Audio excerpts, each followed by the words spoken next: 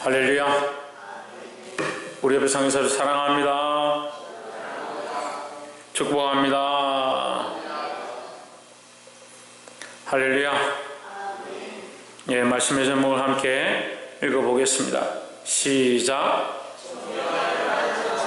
존경할 만한 자. 교회 안에도 존경할 만한 자들이 많이 있는데 우리가 어떤 자들을 존경해야 되느냐? 사람들에게 잘하는 인격적으로 괜찮은 품위가 있는 사람들을 존경하는 것이 아니라 말씀 앞에 서 있고 하나님 앞에 서 있고 하나님 기뻐하시는 자들을 우리가 존경해야 될 것이다. 그럼 우리가 존경받기 원한다면 어떻게 해야 되느냐? 말씀 앞에 서야 한다는 겁니다. 존경받는 위치에 있다 하더라도 말씀 앞에 서 있지 않다면 그 존경받는 것이 합당치 않다는 겁니다. 그래서 늘 말씀 앞에 서고 말씀대로 사시기를 소망합니다. 5장 17절 말씀, 우리가 장로와 안수집사와 교회 참가부와 권사들에 대해서 말씀을 함께 나누고 있습니다. 결국 교회 안에 질서들을 위해서 세워진 자들이 있는데 결국 누구 앞에 서야 되느냐? 하나님 앞에 서야 된다. 직분과 직임이 다양하고 은사가 다양하지만 아무리 뛰어나다 하더라도 하나님 앞에 서 있지 않다면 그 직임과 직분들이 다 소용이 없다는 거죠. 5장 17절에 잘 다스리는 장로들을 배나 존경할 자로 알되 했습니다. 말씀과 가르침에 수고하는 이들에게는 더욱 그리할 것이니라 했습니다. 자, 그러면 17절에는 두 가지 사람이 나옵니다. 잘 다스리는 장로들과 잘 가르치는 장로들이 있다. 그래서 잘 다스리는 장로, 그리고 교회는 장로들이 교회의 대표입니다. 근데 장로들이 교회 대표인데 장로들의 모습 가운데 두 가지가 있는데 특별히 다스리는, 지리하고 교회를 관리하는 데 있는 장로들이 있고 말씀과 가르침으로 수고하는 장로들이 있다. 그래서 이렇게 나눌 수 있습니다. 그래서 말씀과 가르치는 부분에 있는 자들은 장로인데 목사이고 또 세워진 자들, 특별히 말씀을 가르치는 자들을 얘기하고 다스리는 장로들은 지금 우리가 부르고 있는 장로들을 이렇게 볼 수가 있습니다. 이것을 또한 감독이라 부르기도 합니다. 그래서 다스리는 자, 장로들은 다스리는 자다. 뭘 다스리냐? 교회를 다스린다. 왜 교회를 다스리냐? 교회의 질서를 위해서 교회를 다스린다. 잘 다스리는 장로들은 배나 존경할 자로 알되 했습니다. 잘 다스린다. 어떻게 다스리는 게 잘 다스리는 거냐? 네.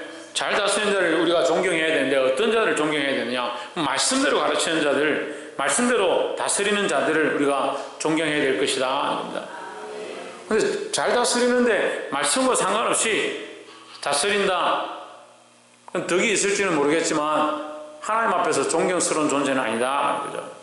그래서 말씀으로 잘 다스릴 수 있는 자들이 되길 소망하고 또 말씀과 가르침에 수고하는 이들이라 했습니다. 말씀과 가르치는 일에 수고하는 이들은 목사들을 얘기합니다. 교회를 다스리는 부분에 말씀으로 가르치는 자, 말씀과 가르침으로 수고하는 자들이 있다.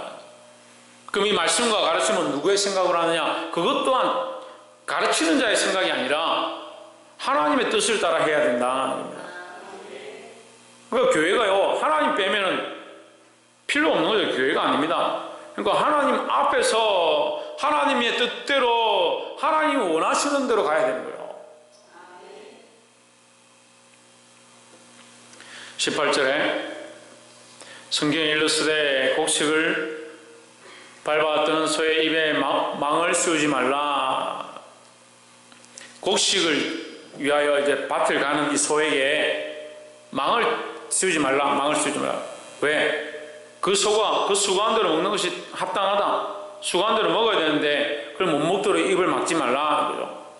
그러니까 교회 안에 수고하고 봉사하고 헌신하고 직분을 맡은 자들 가운데 특별히 그 삭슬 받아야 될 자들은 줘야 된다는 거죠.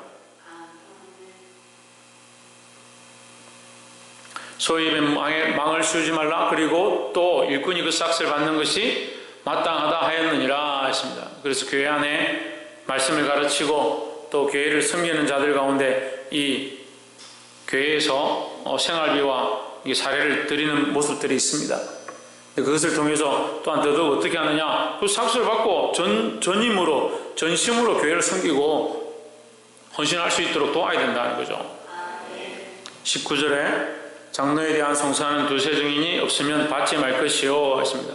지금 장로에 대해서 계속 얘기하는 겁니다. 장로는 두 가지가 있는데 다스리는 장로와 가르치는 장로로 나눌 수 있다. 그 장로들은 특별히 세워져서 섬기는 자들, 전임하는 자들에게는 뭘 줘라? 삭스를 줘라.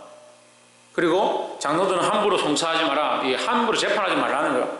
장로들에 대한 고발은 두세 증이 없으면 받지 말 것이요. 이 말은 함부로 장로들을 세워서 재판하지 마라. 함부로 고발하지 말라는 거죠. 왜 그렇습니까? 하나님께서 심판하시니까 하나님께서 책망하신다는 거죠. 모세도 험이 있습니다. 잘못한 것들이 있고 인간적입니다. 하지만 너희가 할 것이 아니다. 왜? 하나님 앞에서 하나님 하실 거니까. 그러니까 장로를 고발하거나 신문하거나 할 거면 조심해서 하라. 함부로 하지 마라. 조심해서 하기 위해서 두세 증인이 없으면 받지 마라. 한 사람만 증인이 있어도 받는데 두세 증인이 없으면 받지 마라. 이렇게 조심하라는 얘기죠. 20절에 범죄한 자들을 모든 사람 앞에 꾸짖어 나머지 사람으로 두려워하게 하라 하십니다. 그렇다 할지라도, 조심해서 할지라도 범죄한 자들은 반드시 꾸짖어야 된다.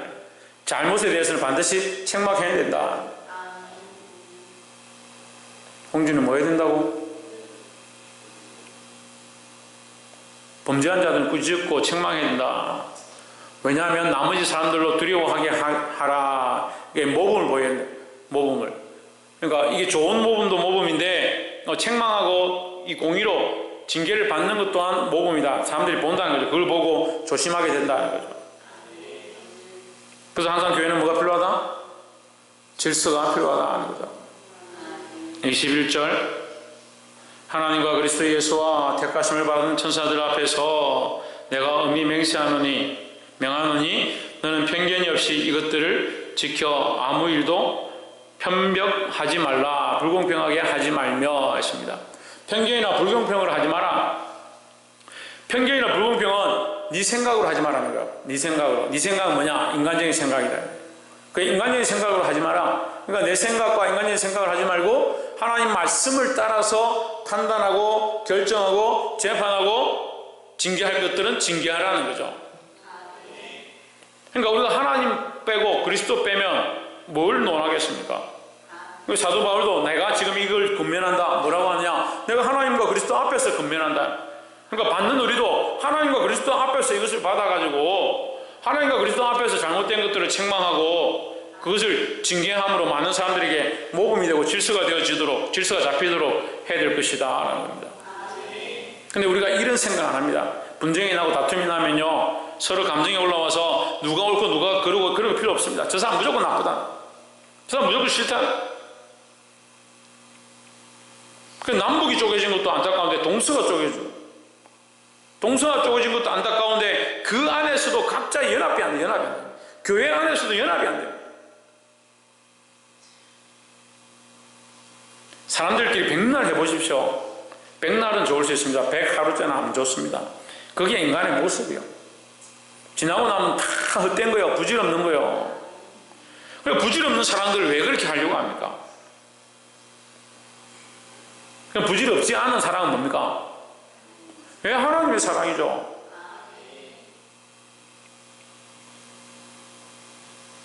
22절 아무에게나 경솔히 안수하지 말고, 경솔히 안수하지 말라는 것은 안수를 아무한테나 하지 마라 이런 뜻도 할 수 있는데 쉽게 아무에게나 안수해 주지 마라 이런 뜻도 될 수 있지만 아무나 세우지 마라. 안수를 해서 집사를 세우고 권사를 세우고 장로를 세우니까 목사를 세우니까 함부로 안수를 하지 마라. 함부로 사람을 세우지 마라. 쉽게 세우지 마라 이 말이에요. 쉽게. 그러니까 하나님 앞에 정말 심사숙고하고 기도하고 하나님 원하시는 대로 간절한 마음으로 조심해서 기도하는 가운데 세워야 되는 거지. 아무나 이렇게 쉽게 세우면 낭패를 본다. 아무에게나 경솔히 안수하지 말고 쉽게 아무렇게나 세우지 말고 다른 사람의 죄에 간섭하지 말며 했습니다. 다른 사람이 죄에 간섭할 수 있습니다. 하지만 그 죄와 함께 하지 말고 그 사람들과 같이 죄를 범하지 말고 이런 말씀을 볼 수 있고, 또한 반대로 너는 죄를 간섭하기보다 너 자신을 먼저 돌아봐라. 연결되죠? 내 자신을 지켜 정결하게 하라. 그러니까 네가 정결하는 것이 중요한 거지, 그 사람이 죄 지었으니까 잘못됐다라고 하는 것보다, 물론 잘못됐다 해야 되지만 잘못됐다 하는 것보다 뭐가 더 크다? 네 자신을 정결케 하는 것이 더 중요하다.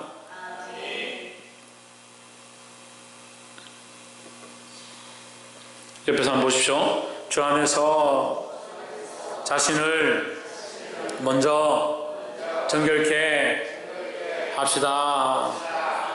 자기를 먼저 정결케 하는 게 중요합니다. 근데 사람들은요, 항상 남을 보는 게 남을. 저 사람 왜 저러노? 저 사람 왜 저런 말 하노? 목사님 오늘따라 왜 저런 소리를 하시노? 하나님 앞에 서 있으면 되는 거. 하나님 앞에서, 하나님 앞에 서 있어서 하나님 말씀에서 벗어났으면 저거는 말씀에서 벗어났구나, 저거는 인간적인 생각이구나, 이렇게 보면 되고, 나는 하나님 앞에 계속 서 있어야지, 이렇게 하면 되죠. 근데 어떻게 생각합니까? 내가 보기에 내 기준에 안 맞으니까 저건 틀렸다, 저 사람 잘못됐다, 그렇게 할 필요 없습니다. 먼저 나를 돌아보라. 나를, 자기를 정결케 하는 데 힘써야 한다. 23절에 이제부터는 물만 마시지 말고 내 위장과 자주 나는 병을 위하여 포도주를 조금씩 쓰라 했습니다. 자, 이 말씀은 무슨 말이냐면, 우리가 이 요한일서 말씀에도 기름을 바르라, 기름 바르고 뭐하라? 안수하라. 기름을 먼저 발라라. 기름을 먼저 바르고 안수하라. 그러니까 의술로 할 수 있는 것들을 치유하고, 병을 고칠 수 있는 것들을 방법을 동원해서 병을 고치고, 그리고 또 기도로 힘을 보태고, 그렇게. 근데 기도만 하면 된다. 기도만 하면 된다. 병원 뭐 하러 가냐? 무조건 낫는다. 그 병원을 못 가게 하고 수술을 못 받게 하고, 그 이단 사이비가 그렇게 하죠.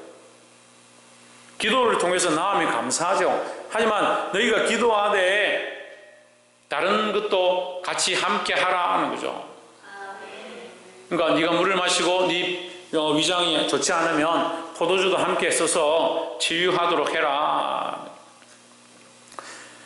우리 아들이 고기를 먹는데 제가 이제 요리를 해주면서 이게 소주가 아니고 정종이죠. 정종. 이게 음식에 넣는 정종을 이제 조금 부어서 이제 고기를 연하게 한다고 부었더니, 아빠, 술을 먹으면 돼요, 이렇게 하는 거예요. 근데 내가 먹는 게 아니라 이 고기를 연하게 하기 위해서 재료를 넣는 거다. 그래도 이거 우리가 결국 고기를 먹으면 술을 먹잖아요, 막. 이 포도주를 조금씩 쓰라는 것은 포도주를 즐겨서 마시고 포도주를 취하기 위해서 먹으라는 것이 아니라 너희 병을 위해서 쓸 수 있다라는 거죠. 그러니까 지혜롭게 해야 돼. 지혜롭게 해야 돼. 이것 또한 연약한 자들이 시험이 들면, 그래서 제가 우리 아들이 그거 보고 시험 들까 싶어 잘 안 넣었으면 그다음부터 안 넣었는데, 이게 연약한 자들이 만약에 주위에 믿음 없는 자들이 우리가 그렇게 하는 것들을 보고 시험이 든다면 그것 또한 조심해야 된다는 거죠. 그러니까 이게 어렵습니다. 사람들에게 지혜롭게 보여야 하면서 하나님 뜻을 이루어야 되고, 그러니까 어렵죠.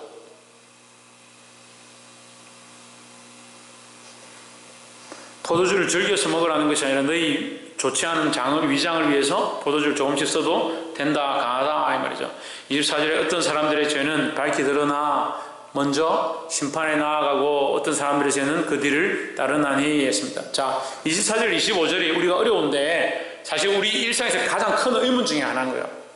세상에 사는데 어떤 사람들은 조금만 죄를 짓는데 심판을 받아가지고 막 다치기도 하고 장애를 입기도 하고 병에 시달리기도 하고 재산이 몰수되기도 하고 그런 어려운 생을 사는 사람들을 볼 수 있습니다. 근데 어떤 사람들은 아무리 죄를 짓고 나쁜 짓을 하는데도 잘 먹고 잘 산다.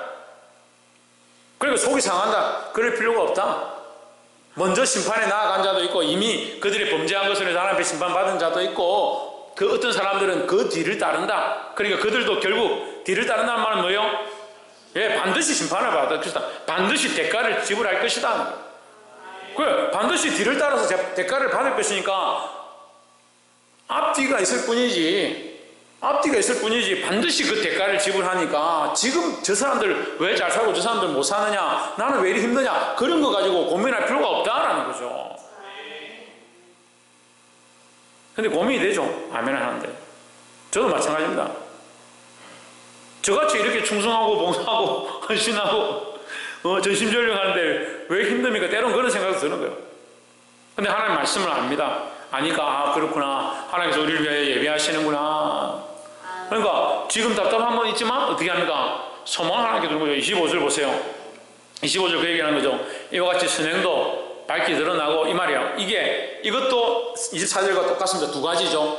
선행도 이미 드러나서, 밝게 드러나서 칭찬받고 상 받는 사람이 있고, 그렇지 않고 숨겨졌다가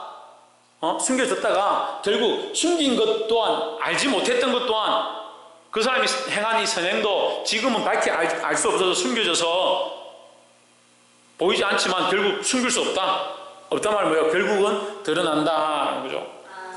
지금 우리가 선한 일을 행했는데 그걸 축복받아서 이 땅에 잘 되고 장수하고 우리 기업이 넓어지면 좋지만, 선행이 밝게 드러나고 좋지만, 그렇게 되지 않는다 하더라도 숨길 수 없다. 반드시 때가 되면 드러난다. 이 말은 반드시 때가 되면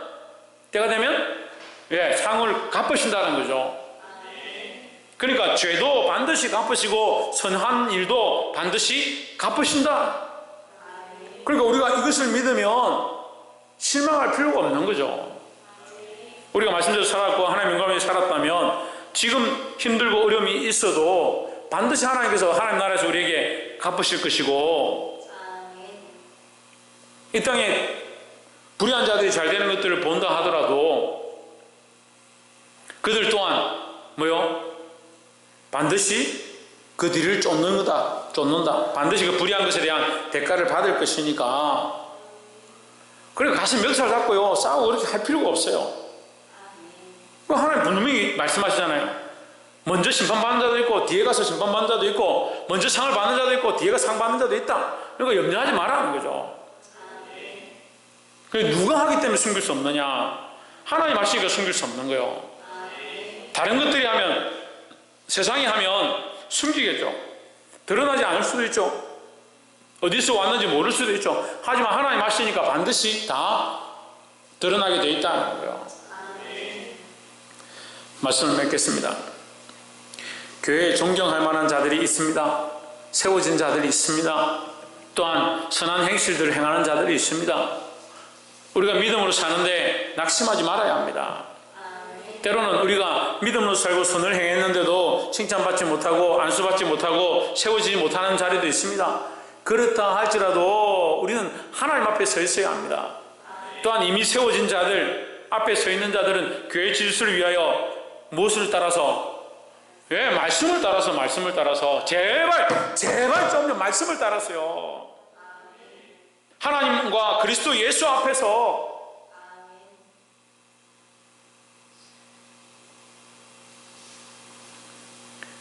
이제 겨우 10년 넘은 교회에 분쟁이 끊이지 않았습니다. 왜 분쟁이 끊이지 않느냐? 여러분 생각해 보십시오.